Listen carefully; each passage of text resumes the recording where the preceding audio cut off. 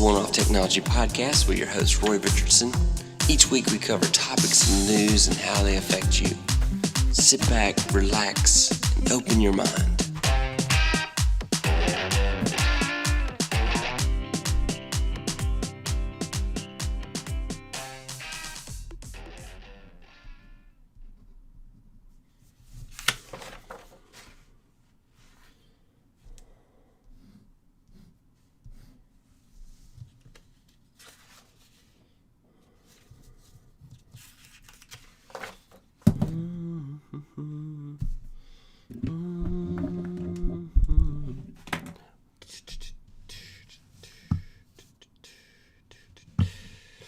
Hey, this is the One-Off Technology Podcast. We are live. It's a live edition of the same audio podcast I do.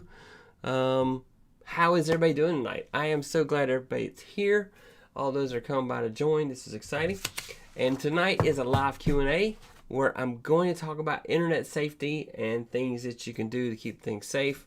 But before I get started, so last week's episode, I wasn't available to do it live. I was on a trip where I didn't have a lot of internet access, and so I wasn't able to do it live. So I recorded a video, and if you didn't get a chance to watch it, I'll put a link in the show notes. You've got to watch last week's video.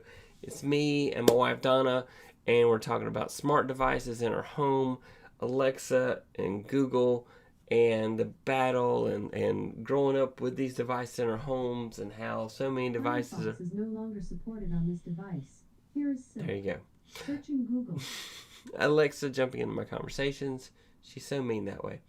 Anyway, so that is, You have just 5 devices for drop-in, including Alyssa's dot and Donna's Alexa, dot. cancel. Which one? Okay, I hope I didn't hurt her Canceling. feelings. All right.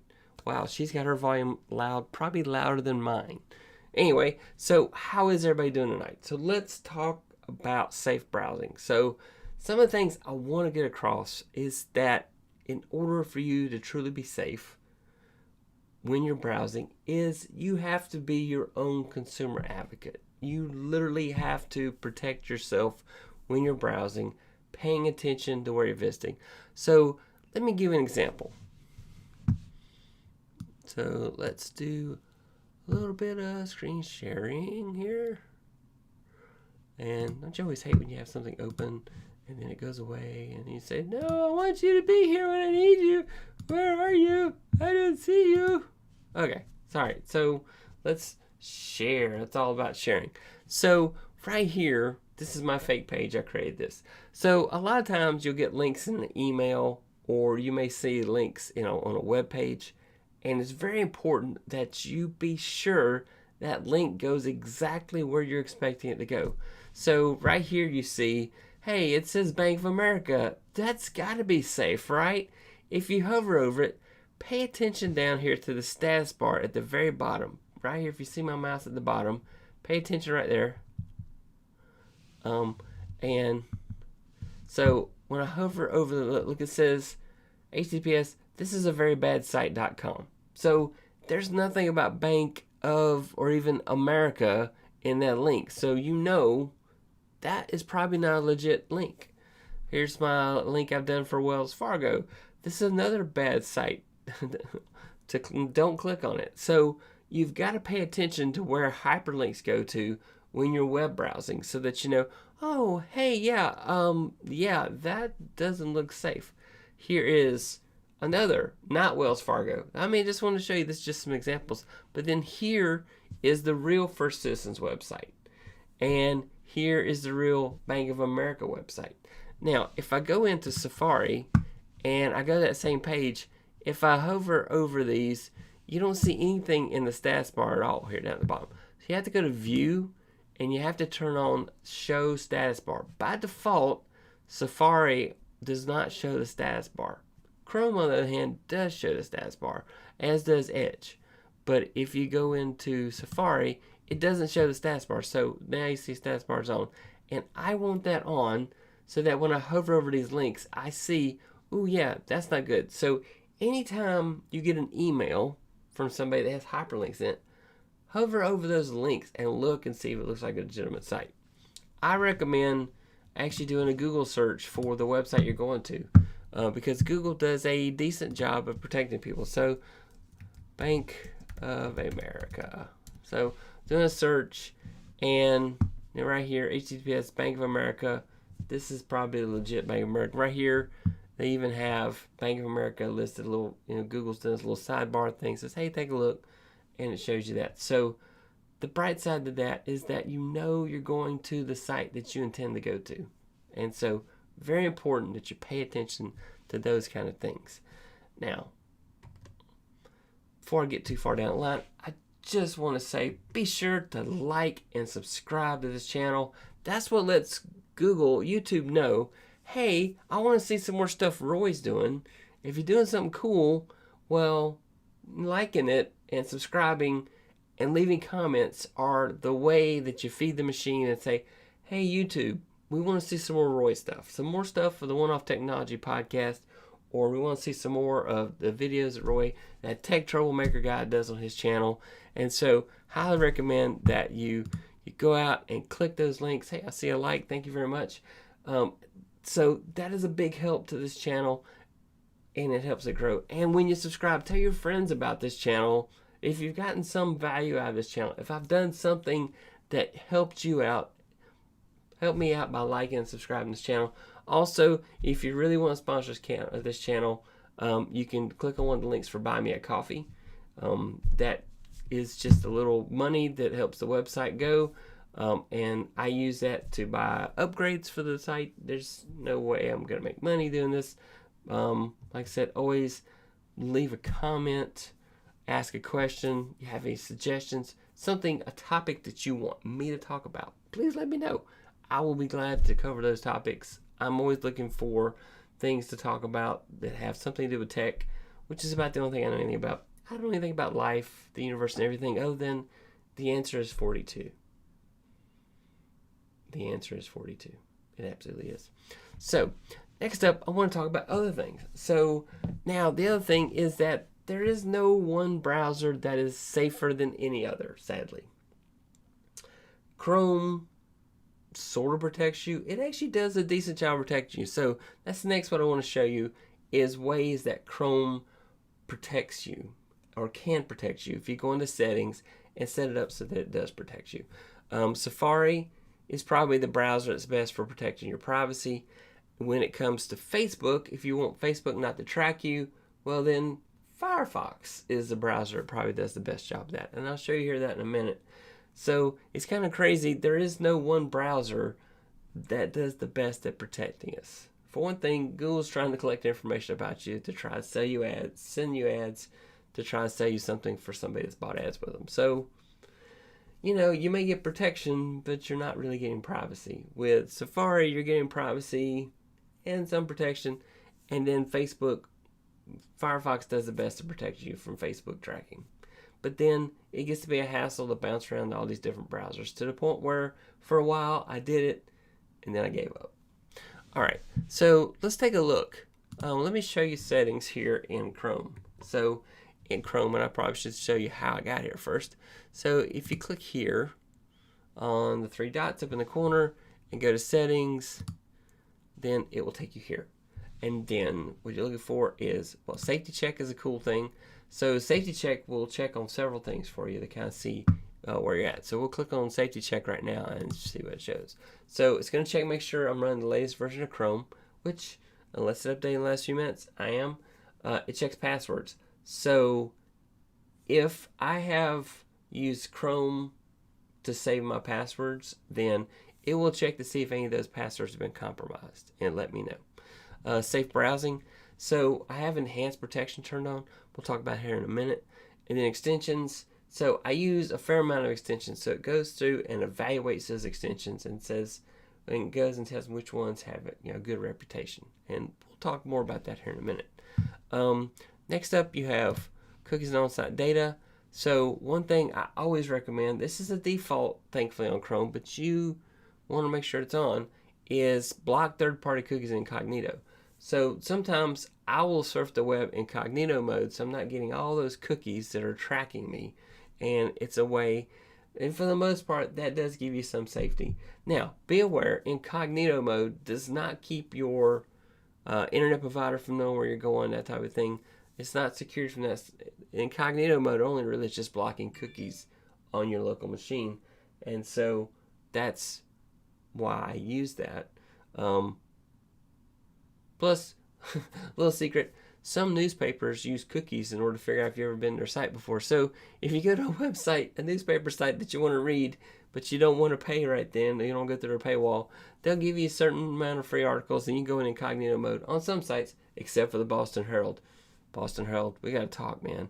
So anyway, the Boston Herald, yeah, I probably shouldn't be telling you this stuff, but anyway, the Boston Herald will find out, will discover you're in incognito mode and say, nope, you can't view any articles. That's not very nice. I don't go to the Boston Herald very often, but there was a news article one day, and I really wanted to read it, and the paywall came up, and I'm like, it wouldn't let me. You can block third-party cookies. That's something you need to kind of decide. The problem with blocking all cookies is that, for one thing, it kind of messes up when you're doing transactions. There's some websites you can't even use if you don't allow cookies. So it's kind of a puzzle there. One thing you can do, if you're really paranoid, you can have it clear your cookies every time you close Chrome and open it back up. I will say it gets to be a hassle for sites that you visit often because it uses cookies to say, oh, yeah, that's Roy. He's back. Come on in. Then the other thing, do not track. So I do turn on do not track request. Not very many sites respect this anymore, but it used to be kind of cool. And then preload pages for faster browsing and searching. Sometimes helpful. I have a need for speed and that kind of speed. That is a default. There's some downsides to that, but I think it's more good than bad. So let's just say that. Also, on the safety check, let's go. My search engine, anyway, it tells me. Privacy and safety. So let me go. Where's it? Turn off. I got to find the enhanced security. That's what I'm looking for. Oh, security settings. So right here, safe browsing. So go here. I have enhanced protection turned on. So what happens is if Google knows that a site is bad, it will block me from going there. So that's a neat feature, and it has saved me a couple times. I always feel like I do my humble best not to go to any bad sites, but every once in a while, even somebody that does this for a living gets tripped up. So nobody's perfect here. If you make a mistake and go to a site you didn't mean to, it happens. Even people that live and breathe security, this happens to them. So be careful out there. So I have enhanced security turned on. There is standard protection, but I really do like to use this. Protects and warns against dangerous events before they happen. Keeps you safe on Chrome. Improves security for you and everyone on the web. Warns if your password has been exposed in a security breach. That's a neat feature. It does send URLs to safe browsing to check them, so it will periodically send URLs that you're visiting to check to see if there's been any reports of anything bad happening. Next up, I want to talk about an extension that I use. So if I click right here, I use an extension called Web of Trust. Now, it's not as cool as it used to be. It's still pretty cool, but they've gone to where they want you to pay money to really get all the bells and whistles. But Web of Trust is neat because I can go to Google and do a search, and you see this little check right here? This is Web of Trust telling me what the reputation of a website is. So in this case, Bank of America is a trusted website by Web of Trust. Now this is based off reviews that people do. So if I go to other sites, let me scroll down here. You'll see here, whatever Visa prepaid processing is a trusted site. Keep going here. I was on a banking thing because I wanted to kind of show you guys. Chime. However, there's news reports that Chime is having some issues today and is telling people they have accounts are closed and people are not able to access their money, and there's been a lot of reports. So maybe we're going to research Chime before you go open an account there. Just saying. Yes, sure, it's trusted right now, but But anyway, so I like seeing that green arrow, that green checkbox. And if a link comes up, so like right here, this one has a question mark. It's like nobody's actually reported whether it's good or bad or indifferent. I don't go there. I don't. Web of Trust has protected me on a couple of occasions where a site was bad and had a bad reputation. And so, that's look at Web of Trust as an extension. you can go to the Chrome store. So Chrome store extension. Yeah. Okay. And then right here you're looking for chrome.google.com, and then Web of Trust, WOT is what I always type in, and there's Web of Trust. So that's it. That's the official icon for it. It also works on an Android phone. I have not used it on Android. I find browser extensions on Android do not do well, and Safari on iPhone doesn't support it. So I just don't, even though it would be cool if it did work and it didn't kind of bog the phone down. So kind of depends on what kind of phone you got, if you can handle it, if you're on an Android phone. But again, Web of Trust is one of my favorite extensions, and I use it. Now, next I want to talk about, and that's the other thing is, when you're in your email, hover over those links and make sure they look like they're legit before you go there. So, like my fake page, don't go to the one that says not Wells Fargo if you want to go to Wells Fargo. Or this is another bad site, don't click on me. Or this is a very bad site, don't click on that. Go to the one that looks legit. Make sure. And also, don't go to any websites that do not have HTTPS in front of them. Okay? There's BOA. Here is For Citizens. So here's For Citizens. You're looking for that lock. You're looking for proof that the certificate is valid. For Citizens, it talks about when they renew the certificate. These are all important things because you don't want to visit bad sites. Okay? All right, so there's that. Let's go back to my ugly face for a bit and talk about, so the other thing, you want to use very complex passwords. If you've watched this show for any length of time or listened to the audio version of this show, I preach complex passwords that have to be so painful to type that you hate them. But in order to really live in a world with complex passwords like that, I recommend that you use a password keeper like 1password.com. 1password.com is my preferred password keeper. I don't have a link for it. I'll put a link in the notes.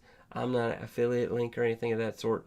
I'm telling you that because that's a product I use day in and day out for all my personal passwords. And I have a family plan because I share my passwords with my family in case I get hit by a bus. With every site, here's Big Red. Let's see what Big Red says. Big Red says, will every safe site to give you info to have a lock on it? Yes, but I have to warn you, just because it has the lock doesn't mean it's not a bad site. It just means it's a secure site. So that lock means that it's doing SSL, Secure Sockets Layer, which means all traffic between your browser and their server is encrypted. The downside is that these days, even nefarious sites could go register and get an SSL cert. However, that means they're leaving a lot of fingerprints about themselves when they register for that. So they have to be really good at what they're doing to really get away with that. But it's just something to consider and something to be cautious of because that is bad. But for the most part, if you see that lock, it's going to be a legit site and it should be fine. But yeah, I've never seen a bad site have HTTPS, but it is a possibility. So that's something to consider. All right. Also, we've talked about this on multiple occasions. Make sure your antivirus is up to date. Absolutely need to make sure your antivirus. We've talked about it in a previous episode, and I've done a demo on how to check whether your antivirus is up to date, and I made some recommendations on antiviruses to use for different operating systems. I still say McAfee is probably the best antivirus both for Windows and for for Mac OS. If you don't want to spend money, Windows Defender, Microsoft Defender, they've renamed it, on Windows, is a very good antivirus. It's not the best, but for free, you cannot beat the price. It works well. They do a decent job of keeping it up to date. There are some settings that most people don't set by default where you can lock it down and have it really kind of control what applications you run so that nothing really bad happens. But it's out there as an option. In the corporate world, there's even a Microsoft Defender for Mac OS, but not for the general public. So that may change as Microsoft continues looking for new ways. revenue streams, which they're always looking for new ways to make money off of us. It just seems that way. It is. Another cool thing is I like to have an email address which I call my junk email address. So I have multiple email addresses, and I have one email address in particular that if I don't really care about this, but it's one of those things where I want the information you're trying to give me, but I don't want to give you an email address that I really want to care about that much. I'm going to give you my junk drawer email address. So I have this email address that I use for junk. And so makes it so much easier to just say, yeah, this is garbage. I don't want, if it turns out it's something legit that you really do want, you can probably go back to that site and re-register using what I like to call my professional account. So I have a professional email address, and then I have my spam email address. Anyway. Hey, Mommy Got Ink. Yep, I'm sorry. Yep, time zones and being all over the world. I know it's early where you're at probably. So, thanks for coming by. Thanks for trying to keep us safe. Yeah, I do my humble best. It makes my life easier if I can keep the world safe, because sometimes if the world's not safe, it becomes my problem. So I try really hard to keep the world safe. Yep. Anyway, so yes, the other cool thing is that credit card companies like Capital One and Bank of America are now offering one-time use credit card numbers. What's a one-time use credit card number? So the benefit of a one-time use credit card number is that, let's say for example, you're going to a website and you're buying something, you use their virtual credit card number and not your actual credit card number.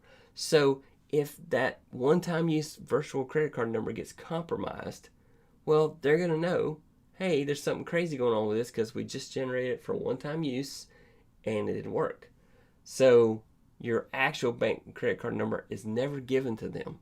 It's the same thing if you use Apple Pay or Google Pay.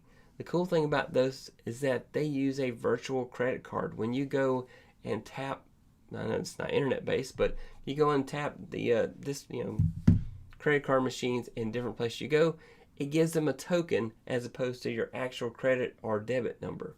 So the benefit there is that they never have your actual credit card number. Yeah, so I've been using a spam email address for years. It just comes in really handy to just have a email address that I don't care a lot about, but it's all these things that want to send you a free PDF and then try to get you to sign up for something, which everybody does now. And so I just use that spam email address so that I get the information to see if I'm interested. Turns out I'm not. No harm, no foul. It's in my junk drawer. I don't check that account very often. So yeah, it's not clogging up my real email address with spam. Admittedly, Gmail has the best spam filter.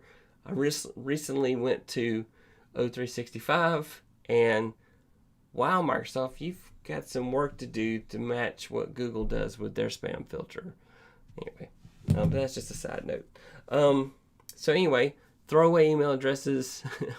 There is a website to do throwaway email addresses. I'm sorry, I forgot what the website is, but there are some websites out there that will actually create you one-time use email addresses. So if you really want to just say, I want your stuff, but leave me alone, I never want to see you again, they'll create like a email address that's only good for 24 hours, long enough for you to do the transaction, and then disintegrates it. I think Secret offers that. We talked about throwaway credit card numbers, which is also a great thing. And yeah. So anyway. Sorry, Big Red. I forgot your question. Do sites with locks on them have a right to sell your info to third-party entities? Everything under the sun has to do with the privacy policy that they give you. Every website is supposed to have somewhere where they list what their privacy policy is, and they are supposed to act within what their privacy policy says. So, unfortunately, they could be the most wonderful, amazing website in the world, highly secure, protects you the whole time you're doing stuff, and their privacy policies say they could sell your information. So, unfortunately, you gotta go read the fine print in their privacy policies to understand if they are legitimate companies, they will abide by whatever their privacy policy says. Unfortunately, they can update their privacy policy at any time. So that's something to be aware of. Trustworthy companies, banks for example, will tell you, they'll send you a letter that tells you that they're going to sell your information and give you an option to opt out, which not all sites do. So banks do usually have a way for you to opt out of third-party offers, so they don't sell, because you might get like insurance offers from your bank and that type of thing where they have sold your information to a third party, and so you'll have to go to them and look and see if there's a way to opt out and not get that junk. But yeah, so that's something to think about. Next up, so let's talk about Firefox. So here's Firefox, and if I click right here, these are protections that it has. It has enhanced tracking protection on for the site, which is by default for Facebook on Firefox. So if you are really crazy wanting to protect yourself, then Firefox has a neat feature where they kind of sandbox what you're doing. And what I mean there is, think of it as a playground.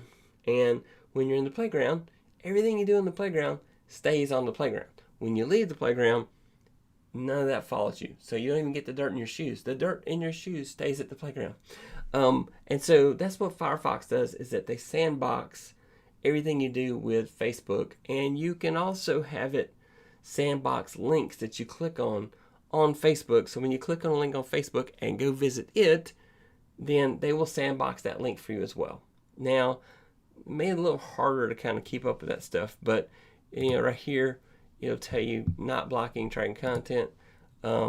So it'll tell you if there's any links that they're not blocking it for, so they're not blocking DoubleClick for some reason. So, by the way, Google pays Firefox and Safari for Google to be the default search engine on those browsers. So they're probably not going to block things like DoubleClick, which is one of the biggest advertisers on the internet. But anyway, the enhanced tracking blocking protection on Firefox is good. I have tested it. Also, it will do cool things like tell them different places I'm from. So I find when I use Firefox, it tells Facebook that I am in Pennsylvania. I think that's kind of cool. So they don't have a clue where I am, and so I'm getting. So like when it was voting time, I was getting all these things on Facebook when I was using Firefox. It said, "Oh, it's time to vote in Pennsylvania. If you're going to vote early, it's time to go vote in Pennsylvania," because Firefox was telling Facebook, "Hey, he's in Pennsylvania." The other thing I do is, and this is extreme, and this is up to you if you want to do this. A long time ago, I created a fake persona for Facebook. It's my name, but everything else is fake. It thinks I'm from Walla Walla, Washington. It thinks I work at the Wishy Washy washing machine company and that I'm the head cook and bottle washer. I also doesn't have my real birthday. It doesn't have my phone number. It has a fake phone number. It's up to you whenever you didn't have to give real information. And that's the other thing, is that you have to be your own advocate. You have to give... Oh, by the way, when I was showing you that stuff, I wasn't showing you that stuff. So let's go back and see. All right, here's what I wanted to show you. Sorry. Apologize. I get talking and I forget. This is what I wanted to show you. So this right here shows, hey, Facebook I have enhanced tracking protection on for Facebook.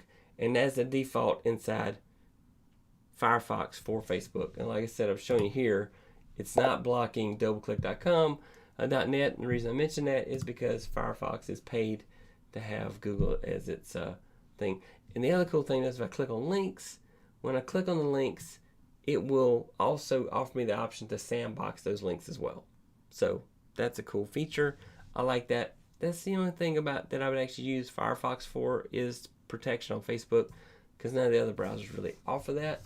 I will say Safari does a decent job also protecting and blocking tracking, but if you're not on a Mac or iPhone or iPad, here's the browser that is agnostic and works on all operating systems that I work with.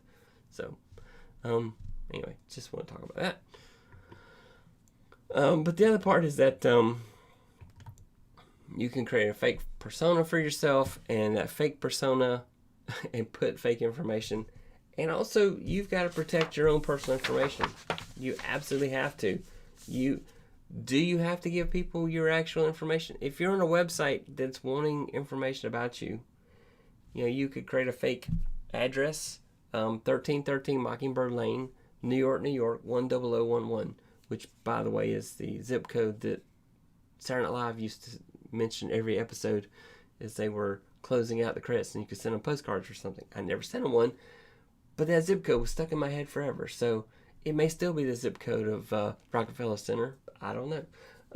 But that's the address I use, 1313 Mockingbird Lane. Bonus points if you know where that reference is from. Anybody out there know where 1313 Mockingbird Lane is? How did it register you in PA? Was it your internet? No, it actually is in the Firefox location tracking. In the location tracking, you can turn it off, and because Facebook keeps prompting Firefox to say, where are you at? Where are you at? Firefox says, oh, Pennsylvania. And so it would just tell them I'm from Pennsylvania. Now, another way to kind of hide where you're from is VPN. Now, if you frequently use public access like Starbucks internet or McDonald's internet or Walmart internet, actually Walmart internet's horrible. At least my experience has been with that. It only lets you go to Walmart and a couple of sites. For example, I've been in the store and I'll try to scan a barcode and check prices with Amazon. If my cell service is not working, depending on Wi-Fi, Walmart won't let me go to Amazon. I wonder why that is. Anybody can guess on that one? No, I'm kidding. Probably because they don't want competition. But anyway, VPN. So I do not recommend checking banking, any kind of financial anything on public Wi-Fi. You absolutely should not do that because it's very easy for hackers to sit in the Starbucks, spoof the SSID, which is that broadcast ID you'll see. It says Starbucks free Wi-Fi. They can spoof that, and you will join their Wi-Fi instead of the actual Starbucks, and they're capturing all your login information as you log into financial websites. So the way to protect yourself with that is to use a VPN product. NordVPN is one that I have some experience with.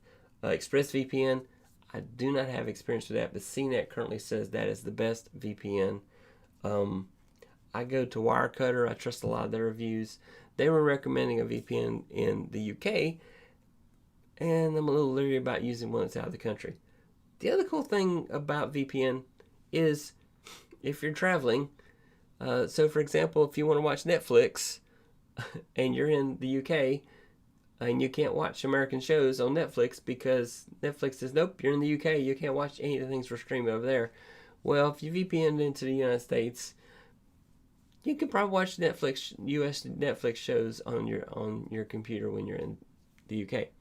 Just word of advice. The other bright thing about that is that because it's secure, you can feel more confident in checking financial sites. So if you absolutely have to check your bank in the Starbucks for some reason, get on a VPN, which stands for Virtual Private Network.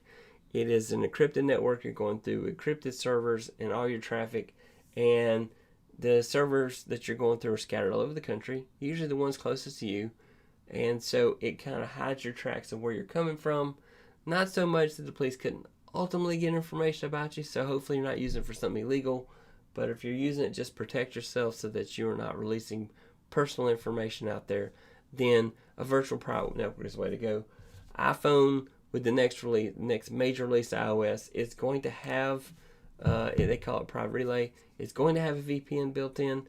I don't know what the expectations are for that. They don't want to call it VPN for some reason, but it is an option to use Apple's VPN, and that may be a go-to if you're on an iOS device on your iPad, or I'm hoping they'll even give that option to Mac users, so I guess we'll see. Are there sure ways to tell if a site is legit? Hackers, scammers are rampant nowadays. Yes, it is definitely true. It's not, there's no way to do it 100%. If you are extremely paranoid, well, first of all, you want to make sure that when you're visiting a site, they're using HTTPS. I like to go to Google and do a search for that website so that I know that I'm usually landing on the legit version of that website. That is not bulletproof, but I would say 99% of the time, if it's showing up in the top search, if it's on the first page of Google, it's probably a legit site. We won't talk about DNS spoofing, things like that. Those are things that are almost impossible for you to prevent. But if somebody's compromised your PC, they could hack up your DNS and cause you to visit a site you didn't mean to. But hopefully you're keeping your PC up to date, and hopefully you're keeping your antivirus up to date. And those are the two things best to protect you at home. I also use Google's DNS, which is 8.8.8.8, as my DNS provider. And so that kind of speeds up connections. I'm not talking to you, Google. Google lit up. Oh, you're talking to me. I want to join the conversation. And so those are things you can do to kind of help that. I mean, if you really wanted to put in the research, it's almost impossible to make it 100% bulletproof. But it's close. And just practice safe browsing. You know, hover over those hyperlinks to make sure they're going where you think they are. I always hate in the email. You'll see all these hyperlinks in your emails. I have to go and I hover every one just to see where they're going to make sure I'm going where I think I'm going. You know, you'll see a lot of links to MailChimp and HubSpot. Those are mailing services that websites use for marketing purposes, and those are legit. And so, you know, so it might not always be a link to the website itself. It may be a link, you know, where they're tracking you. I do have a extension I use that looks for Tracker. It's called Tracker, and what it does is tells me when I'm clicking on a web address that's a tracker. If I decide I want to click on it, it'll tell me if it's tracking me.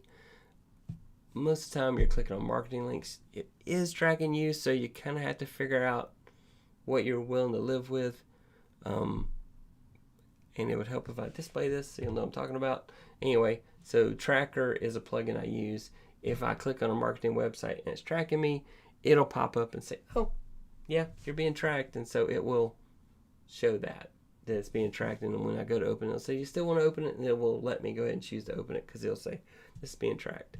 And sometimes, though, it will try to do a redirect for me to avoid the tracker to take me to the site. So anyway, another neat plugin you can use. I also like McAfee Endpoint Security Web Control. That also does some protections as well. And so, yeah. I do lots of plugins, lots of extensions. I've done extensions forever. It's probably why my browser used to eat my computer's lunch, because it would use so much memory. But those are things I do to try to protect myself as best I can. But there's no way to be 100% pure and sure. It's 99.8% is probably the best you're going to get. And you, like I said, you got to be your own consumer advocate. Just kind of look at things. Yeah, those are the big hitters that I always see that people kind of fall for. Phishing attempts, you know, if you get an offer in an email that sounds too good to be true, it is. It absolutely is. There's no way they're going to give you something amazing for free. And as I always say, if it's free, you're the product. So Gmail is free because I'm the product. Chrome browser is free because I'm the product. You're the product. We're all the product if anything's free. They make money by collecting data about you and then selling it in some form or fashion. So, there. Operators are standing by. Does anybody have any questions about internet security?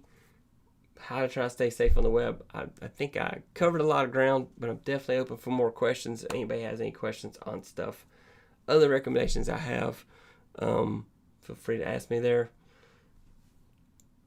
I wish there were a bulletproof way to tell you, hey, this is a way to protect yourself. If you want to spend bunches of money on firewalls, you know, that helps. You know, just get you a good old Cisco ASA in your house, and it will do a pretty good job protecting you. You can use their some of their intrusion protection products. But so big businesses spend big bucks buying protection, but even they have to do layers, because one product may be good at blocking this type of stuff, and another product may be good at blocking that type of stuff. And so I got the firewall to try to block the obvious, and then I've got the email filter to try to keep junk from getting in my email, and it's running antivirus to make sure that I'm not getting viruses via email. Just web filters that are trying to keep me from going to websites I have no business going to, that keep me safe. These are all things in a big corporate environment to run. And you can run smaller versions of those type things in your house to try to do that. I have protections on our wireless access point. It has some firewall protections built into it. I'll block simple things like FTP. There's like almost zero chance I need FTP. Also, my wireless access point, I do not allow remote access to it. So a lot of your access points wireless access points will allow you to remotely control them.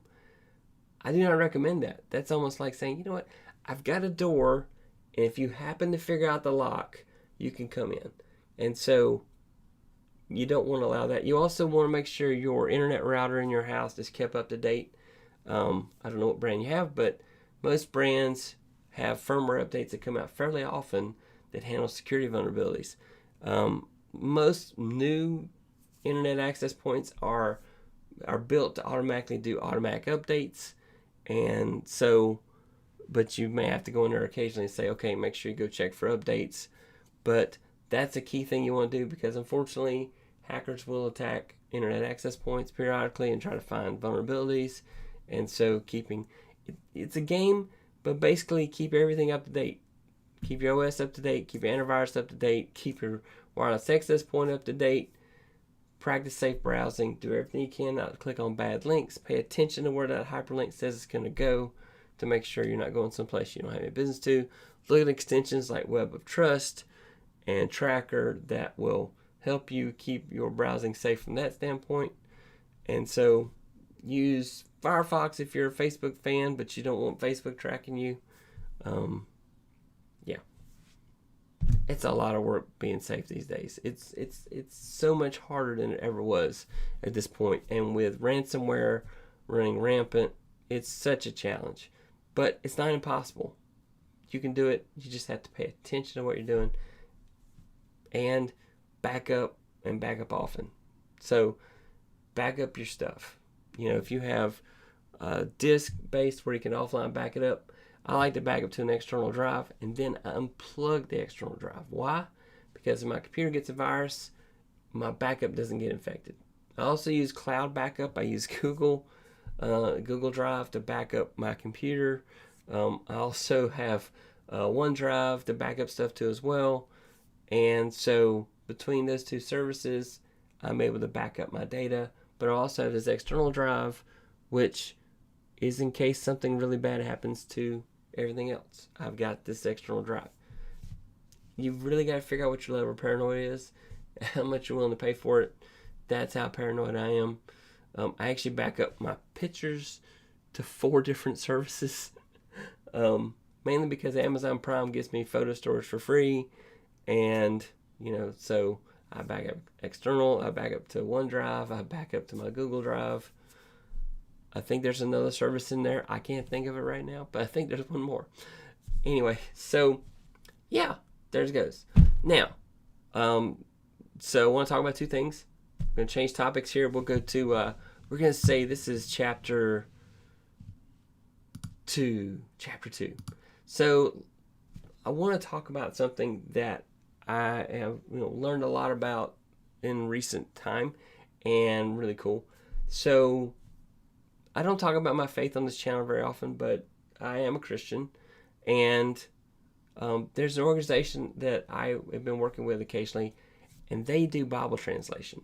So it's very amazing, the whole process. There are people groups around the world that do not have the Holy Bible translated into their language, and so there are groups all over the world whose focus is translating the Bible into their language. And so this whole process of doing that, and so the group I was working with, they translate the Bible into this group. Actually, the group they're working with didn't even have a written language, and so they've been focused for the last 50 years in refining their translation, creating a written language for the folks, and refining the translation and publishing it into an Android app. And so Android is a low-cost phone that is accessible, pretty much anywhere in the world. You can go buy a low-end Android phone. And so what they'll do with this app is they'll translate the Bible to their language, and then the app will let the folks transfer via Bluetooth the app to other phones. So that's really cool to me. So if they don't have internet access, if they can get it loaded on somebody's phone, that person can share it with somebody, and that person can share it with somebody, and that's their way of sharing the gospel. And so just think that's very amazing. And so I really like when technology is used for cool things. And so in that particular case, because that's something I believe in, I'm very impressed by the effort that he put into making that available. And, technology like that can make lots of things available to people that weren't accessible in some other form or fashion. And so that's just very amazing to me. All right. Unless somebody has questions about internet security or internet safety, I'm going to call it. We'll let you know. Let's be social. I am out there on social media as Tech Troublemaker on Twitter and Facebook. That's Tech Trouble MKR, because again, I couldn't buy vowels on Twitter, so I'm Tech Trouble MKR. And so if you want to, go out there and send me direct messages on either of those, or just say hey Roy, how you doing, or hey Tech Troublemaker, feel free to visit those. Also, again, I really, really, really appreciate it when you like and subscribe to my channel. Be sure to hit the bell if you want to be notified when I'm going live or to see when I post new videos. I'd really love you to go watch the video me and my wife did talking about our Amazon and Google Device Center Home. That was a really fun video to make, and more videos like that are coming, but they'll be on Thursdays instead of Tuesdays. I was out, okay, I couldn't be around computers, and so that's what I did, was that. And then again, love it when you guys leave comments, ask questions. I love interacting because you guys are awesome. Everybody that comes out to see me, I haven't met anybody I didn't like yet. You guys are amazing, and I just want to thank you for coming by and visiting. That's it. I'm a Tech Troublemaker, and I'm calling it. I hope you have a great rest of your week. If you're an audio kind of person, be sure to listen to the podcast. It's called the One Off Tech Podcast. It is on Stitcher and Spotify and Apple Podcast and Google Podcast and Amazon Music. All the places you might listen to a podcast. I put bonus material out there often with that. But it's pretty much mostly this. So anyway, thanks. And be sure to tell your friends about me. If you like your friends, you want them to see me. Thanks. Bye.